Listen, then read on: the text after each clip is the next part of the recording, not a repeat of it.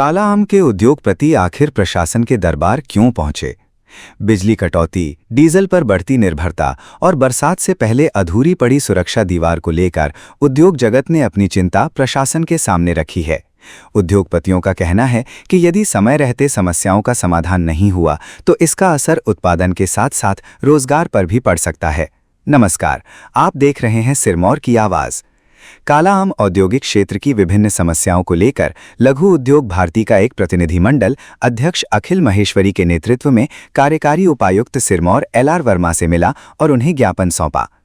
प्रतिनिधिमंडल ने बताया कि मारकंडा नदी के किनारे उद्योगों की सुरक्षा के लिए बनाई जा रही सुरक्षा दीवार का निर्माण कार्य लंबे समय से अधूरा पड़ा हुआ है।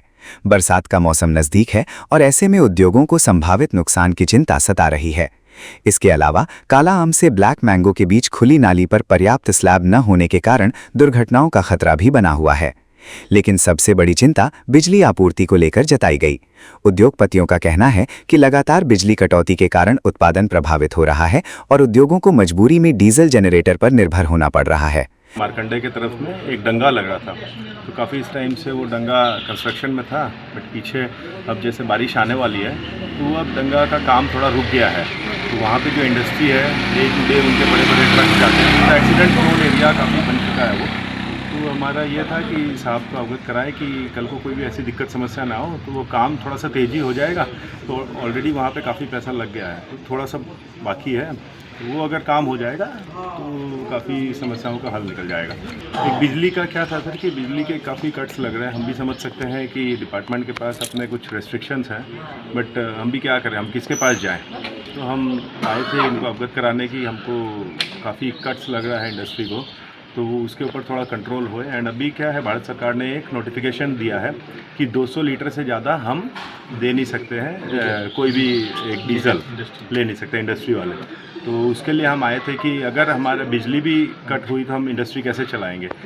प्रतिनिधिमंडल ने उद्योगों के लिए पर्याप्त मात्रा में डीजल उपलब्ध करवाने का मुद्दा भी प्रमुखता से उठाया। उनका कहना है कि वर्तमान व्यवस्था उद्योगों की वास्तविक जरूरतों को पूरा करने के लिए पर्याप्त नहीं है।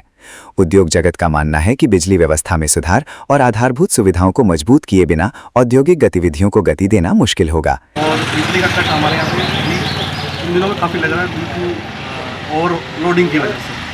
हम लोग आज मिले तो हमने बोला है कि हमें या तो आप डीजल अवेलेबल करवाओ, क्योंकि डीजल अवेलेबल नहीं हो रहा तो हमारे इंडस्ट्री नहीं चल पा रही। कल भी हमारे को 6 घंटे का हमारा पावर बिल लगा था, कोई लाइन जल गई थी और बड़ी परेशानी हो रही है। हर दिन का 1 से 1.5 घंटा पक्का फिक्स पावर कट तो है ही है, इंडस्ट्री चला सके, क्योंकि इंडस्ट्री नहीं चलेगी तो सबके लिए हमारे लिए नुकसान है। कार्यकारी उपायुक्त LR वर्मा ने प्रतिनिधिमंडल की सभी समस्याओं को ध्यानपूर्वक सुना और संबंधित विभागों के अधिकारियों को फोन पर आवश्यक दिशा निर्देश भी जारी किए। डीजल आपूर्ति से जुड़े विषय पर उन्होंने सरकार की अधिसूचना का परीक्षण कर नियमानुसार आवश्यक कदम उठाने का आश्वासन दिया। उद्योग प्रतिनिधियों ने उम्मीद जताई है कि प्रशासन के सकारात्मक रुख के बाद लंबे समय से लंबित समस्याओं का समाधान जल्द होगा और औद्योगिक क्षेत्र को राहत मिलेगी। अब निगाहें इस बात पर टिकी हैं कि प्रशासनिक आश्वासनों के बाद जमीनी स्तर पर कार्रवाई कितनी तेजी से होती है। सिरमौर संदेश।